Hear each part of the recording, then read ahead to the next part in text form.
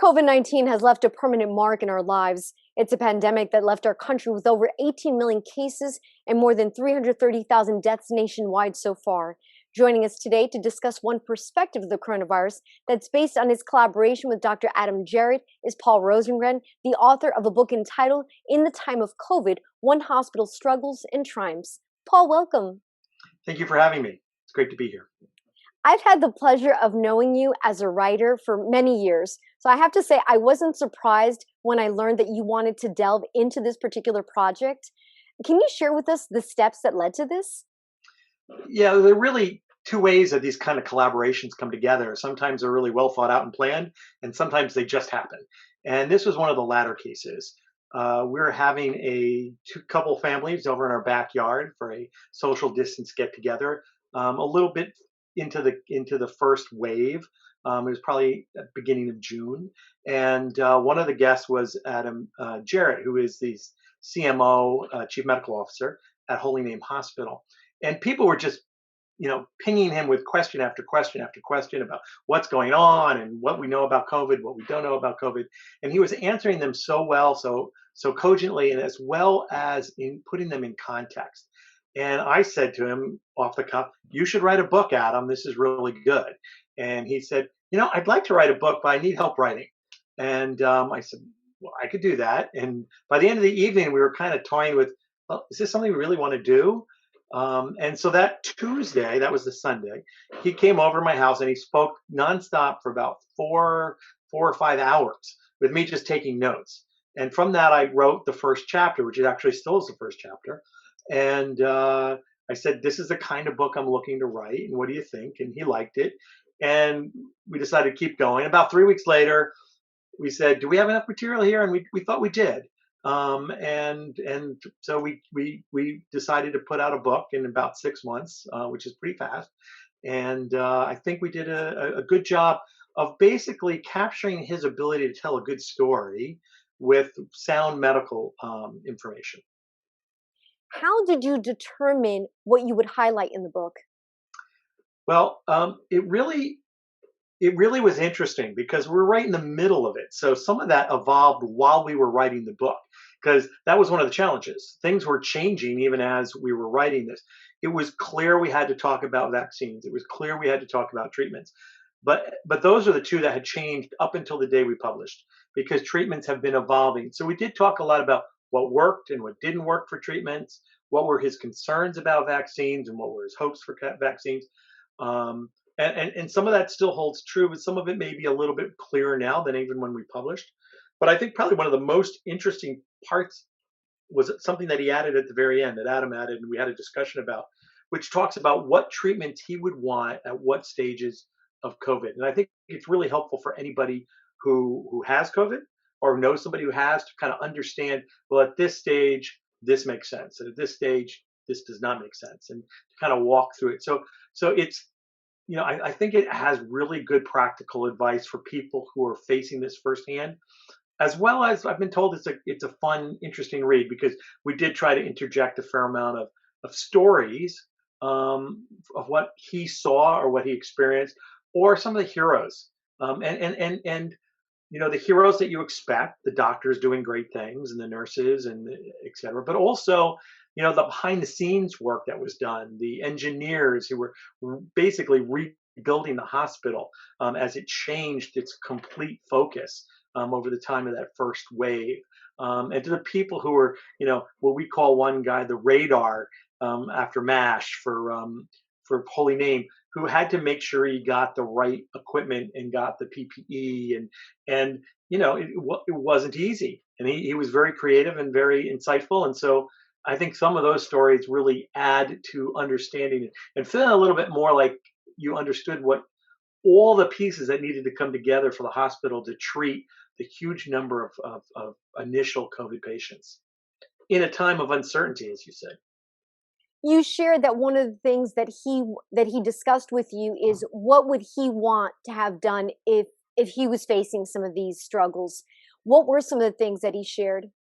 So he talked about some of the treatments he would not use, such as the hydrochloroquine, and he said he doesn't see the that there's been any studies that show that it has true value. It's a very strongly based, fact-based medicine. So he goes through all the treatments and what the positives are, the negatives, and which ones make sense early on, and which ones make sense later.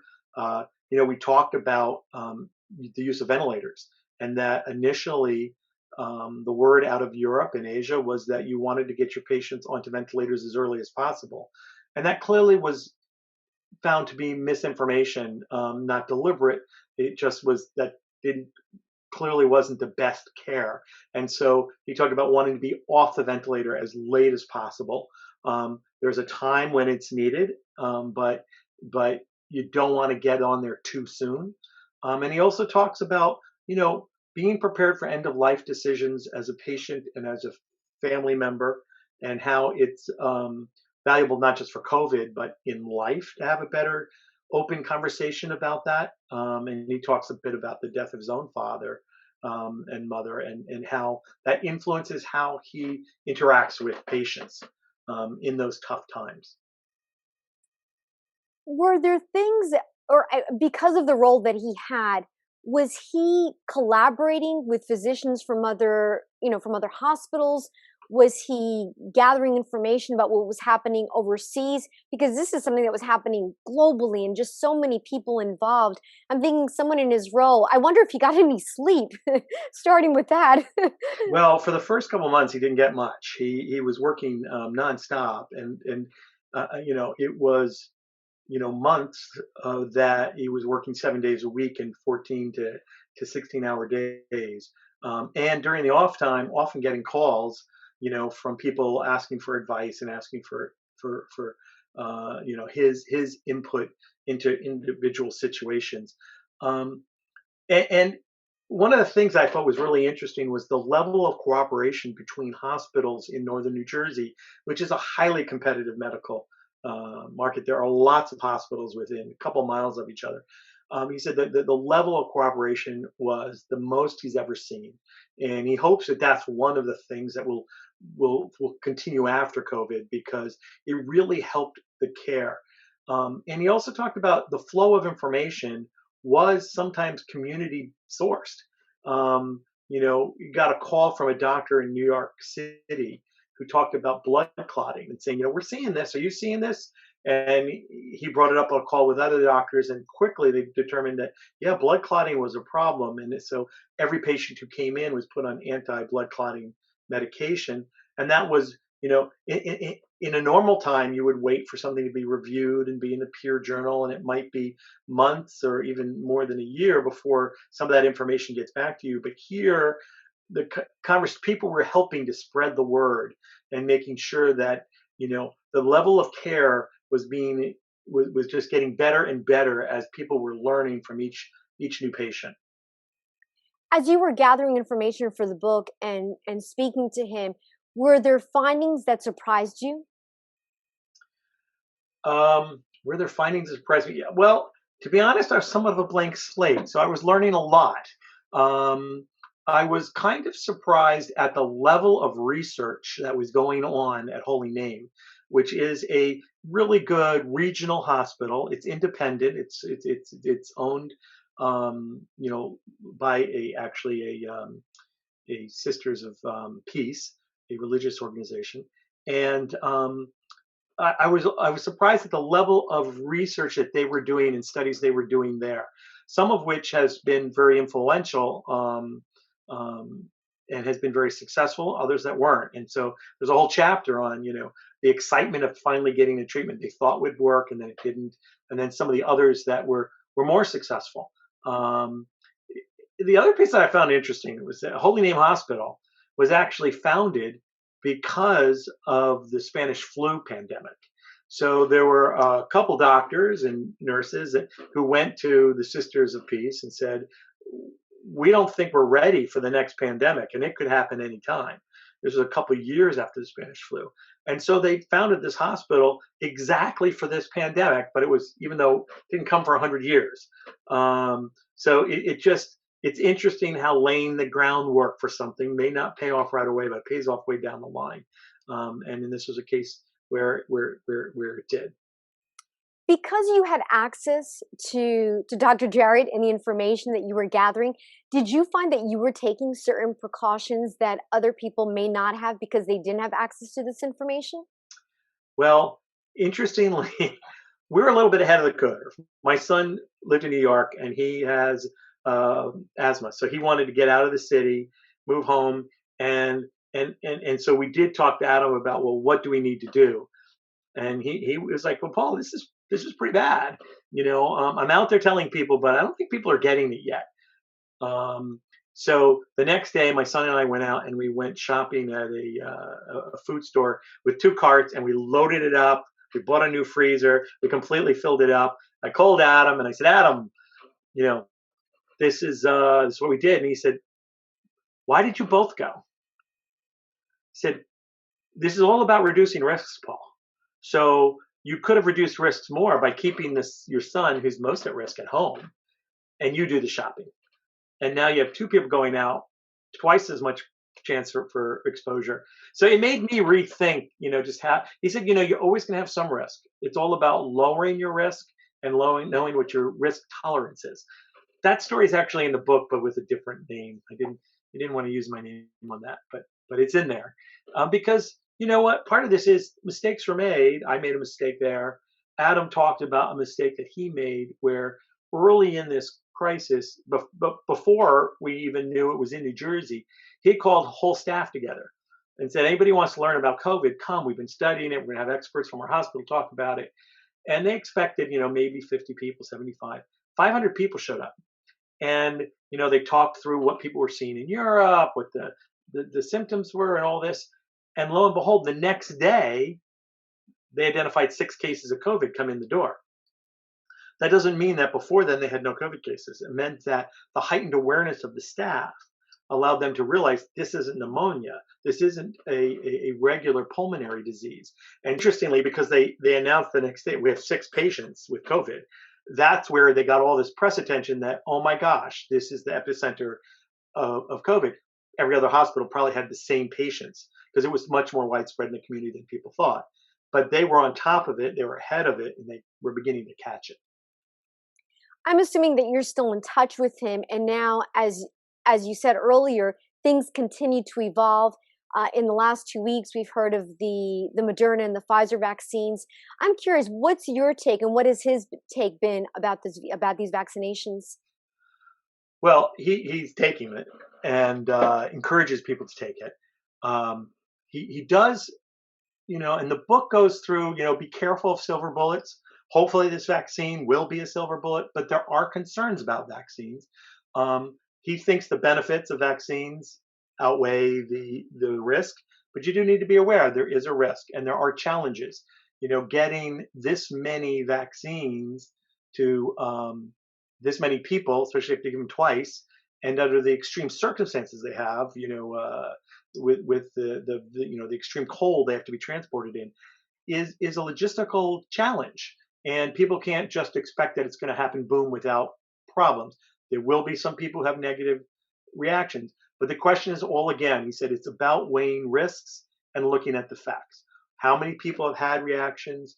What are the type of people who've had reactions? What are the benefits that we're getting?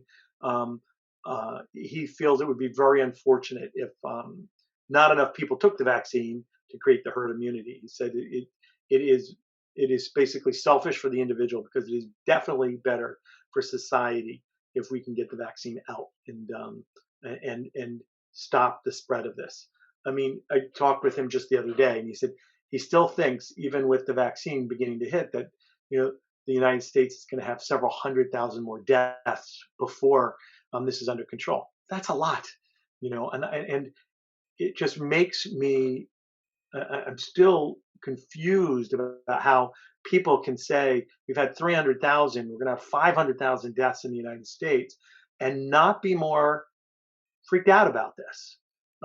We're having a similar amount of people die every day as equal to 9/11. Look what we did after 9/11. Um, you know, a lot. The country really responded and really gathered together and made changes. And I think we should be doing a lot more. And we kind of talk about that in the book of what we should be doing. Obviously, individuals, but also that there's a real obligation for to have better information disseminated, and who should be doing that. He thinks it was a mistake to have a politician be the main source of information. Also, the same thing when the president or vice president gave out that information. In a public health crisis, a public health expert should be giving that information. And if the politicians want to talk about policy or politics, great. But the basic healthcare needs to be separate from the politics. And he said that was probably one of the number one errors he saw in dealing with this pandemic, was that it became too political. And that has led to bad behaviors and bad decisions. One of the subject matters that you talk about in the book is the simulation unit. Can you share with us more about that? Yeah, so a group of people from Holy Name went on a tour of hospitals in Israel, and one of the things that impressed them was a simulation unit that they found at one of the locations, and they have instituted a state-of-the-art simulation unit in Holy Name, which they've used to test out a lot of new ideas. For example, they have something called an isopod, where they're able to isolate an individual who before they know whether they have COVID or not, so that they make sure that no one else is exposed. And they tested that using dummies and fake smoke in the simulation lab, and it was able to show that it was extremely effective at isolating anything that might be exhaled by a patient. And they've used that for many other things as well. They use it um, to help caring staff understand what it's like to have Alzheimer's. So they have a whole training where you go in the simulation lab and you wear mittens and they have strobe lights on and the music is loud and you have to perform tasks and it's very difficult. So it's just to help make make the staff more aware of the challenges that Alzheimer patients go through. So it's a simulation that's used for many different things. But it's one of the things that really impressed me at Holy Name. In addition to the simulation unit, there are a lot of stories that you talk about in the book. Can you share with us, another story that you found was really interesting, something that you didn't expect, or? So obviously, we talk about some of the sad stories, people who passed away, or people who suffered during COVID. But we also talk about some of the triumphs. And one of the nice things is every time anybody left, they played a inspirational song, and those songs varied. There was a nurse at Holy Name who was on The Voice. She was a finalist for The Voice. I can't remember her name. I apologize. So they played some of her music. They played music from Rudy, which is an inspirational movie.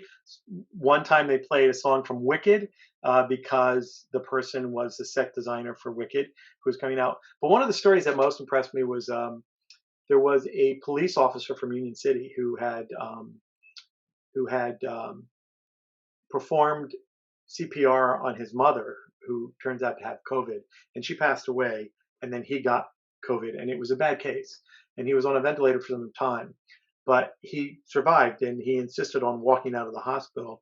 And when he walked out of the hospital, all of the police force from Union City was there to greet him and his family and friends and all the hospital staff. So as he walked out, it was this just tremendous amount of support.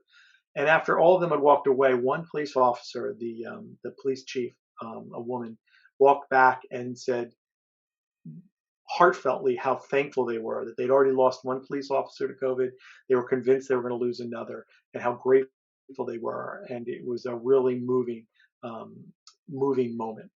So what's great about this book is, as you shared, not only is it the medical aspect that we're informing individuals about, but just these stories, as you said, some of them are so tragic, and then some of them are just so heartwarming and provide at least some light at the end of the tunnel. There were a lot of stories of people doing really interesting things, as a result of the necessity and the need for innovation. So, I mean, if you walked er, through the neighborhood or went by the hospital during the height of COVID, you would see it was almost like spaghetti flowing down the from the roof, because each room was individually ventilated to the roof, and was so that they could suck the air out and move it out. Every room was negative pressurized. We talked a lot about why that was so important and was so valuable. But it took a lot of work to do that, and it made a huge impact on the quality of care that was given. When you talked about vaccinations, when you got to that portion, what were the thoughts, what were the findings about having people vaccinated that are older individuals? Because I've been hearing about the manner in which people are getting vaccinated. Obviously, our frontline workers. Now it's going to these facilities where we have our elder population. So for those individuals, so our older population, are they at any risk of it harming them in any way? So you really want to target the early vaccination to those that are going to have the biggest impact, the biggest benefits. So clearly, in the early stages of this pandemic, the number of people who died who were over 70 or in nursing home facilities and specifically was much higher than the general population, significantly higher.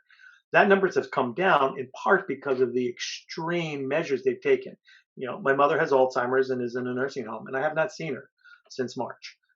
That's tough, but it's also her nursing home has had very few cases and no deaths. Um, to North Carolina, so they had a little bit of warning to put in some tough restrictions on visitation. In New Jersey, as we saw, this just basically ran right through certain nursing homes with scores of people who died.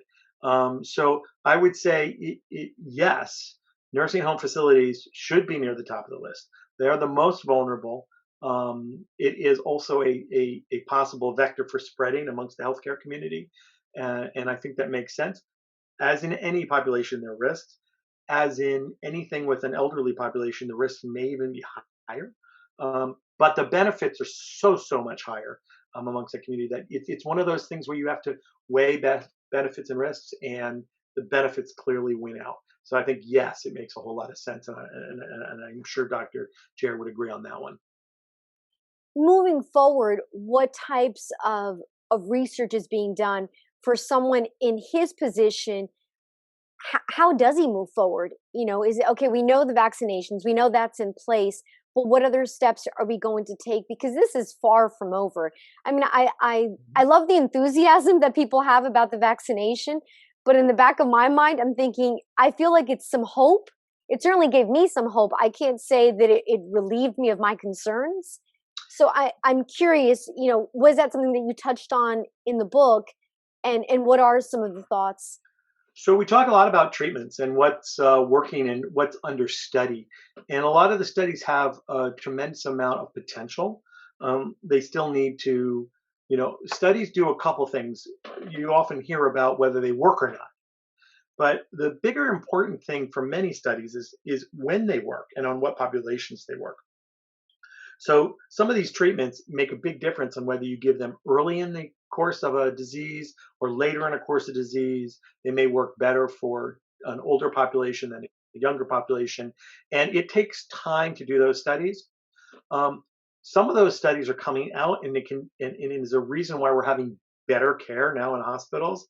Um, it's also really important, and again, laying the groundwork for the future for the next pandemic. I mean, we don't know what's going to happen to this virus. We know it's mutating.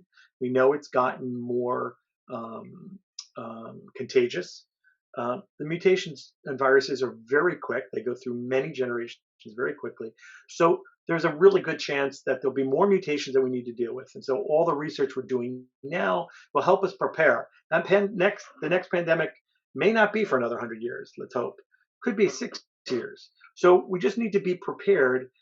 There was a great quote by a record reporter who basically said, one of the things that we did wrong was we weren't able to imagine how bad this could get and how quickly. And I think we need to keep that in mind as we're imagining what's next. I think we often treat things based on the last past experience. So Spanish flu was 100 years ago. We get through this, we have 100 years of clean sailing. We don't know that. So we just need to be prepared and continue to be making sure that we do the basic research that allows us to get better at making vaccines, to get better at making treatments. And we need to do long-term follow-up studies because even if we don't have a problem for years, well, what we learned with the swine flu vaccinations, when the swine flu turned out not to be a big problem, but we did a lot of vaccinating, uh, vac- vaccinated a lot of people, that there was long-term impact on a small portion of the population. So we need to be studying whether that's going to happen here. We just don't know yet. Because this is something that's ongoing, and let's be perfectly honest, I see this through I don't see myself removing a mask outdoors through end of 2021, and that's just me being extremely cautious. Do you see yourself maybe doing a part 2 to this book, because there's still so much that's left unknown?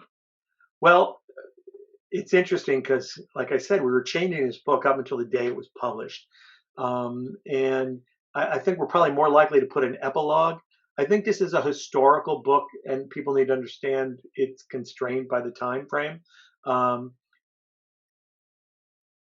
COVID allowed this book to be written, in part because both Adam and I had full-time jobs, and I don't think we would have written this without the restrictions on our own lives that COVID gave us. So, I mean, we didn't travel. I had weekends free. I had evenings free.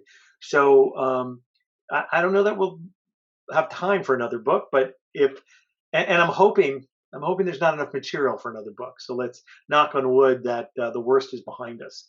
But I'd love to write another book with Adam. He's a great storyteller and a good collaborator. We worked well together. What was interesting is we sent the first 9 chapters to a bunch of friends, and they came back split.